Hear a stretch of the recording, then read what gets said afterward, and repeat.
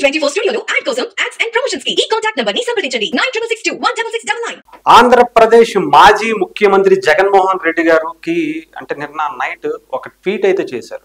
అంటే మన నైట్ కాబట్టి మరి ఆయన ఏంటి అంటే ఎలా ఉన్నారు, ఏ పొజిషన్లో ఉన్నారో మనకు తెలియదు. కానీ అంటే ఈవీఎంలు కాదు బ్యాలెట్ పేపర్స్ని యూజ్ చేస్తే బాగుండేది, ఏదో అవకతవకలు జరిగాయి అన్నట్టుగా ఆయనకి డౌట్ వస్తుంది అన్నట్టుగా అయితే ఒక ట్వీట్ చేశారు.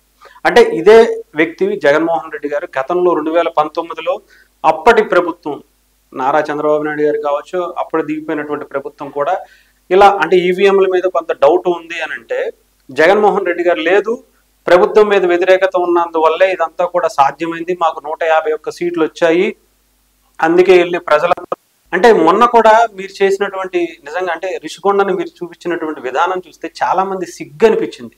అసలు ఆంధ్రప్రదేశ్లో యువత ఈ ఉద్యోగాలు లేక కరువుతో అలమటిస్తుంటే చాలా మందికి ఎవరు ఏం చేయాలో తెలియక దిక్కుతోచని పరిస్థితిలో ఉంటే మీరు మాత్రం బాత్రూముల్లో కోట్ల రూపాయలు ఖర్చు పెట్టి, బంగ్లాలు, పడుకోవడానికి బెడ్రూముల్లో కోట్ల రూపాయలు ఖర్చు పెట్టి బిల్డింగ్లు కట్టి ప్రజల సొమ్ముని జలగల మీరు ఫీల్ చేసిన మీరు మాట్లాడుతూ నిజంగా వాళ్ళు చాలా సిగ్గుతో ఈసారి వైసీపీని మేము అనవసరంగా గెలిపించాం, జగన్మోహన్ రెడ్డి గారిని అనవసరంగా నమ్మామని చెప్పి ఈ మధ్యన జనం అందరూ కూడా బయటికి ఉన్న కాస్తో కోస్తో జనం కూడా బయటకు వచ్చి మిమ్మల్ని చీ కొడుతున్నారు.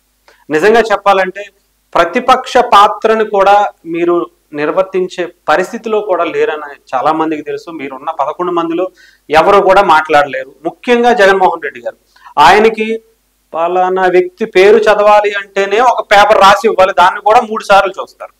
అసలు మీరు అసెంబ్లీలో ఏం మాట్లాడతారో ఎవరికి అర్థం కాదు. లేదంటే సైకిల్ ఏమన్నా చేస్తారేమో మరి అక్కడ ఉన్నటువంటి స్పీకర్ దగ్గర. సో ఏదేమైనా జగన్మోహన్ రెడ్డి గారు కనీసం మీరు కొంచెం నెక్స్ట్ ఎలక్షన్స్కి వచ్చే టయానికి కనీసం నిలబడటానికైనా ట్రై చేయండి. కనీసం ఇంకొకసారి మీరు వ్యక్తిగతంగా ఎమ్మెల్యేగా అయినా గెలవడానికైనా ప్రయత్నించండి.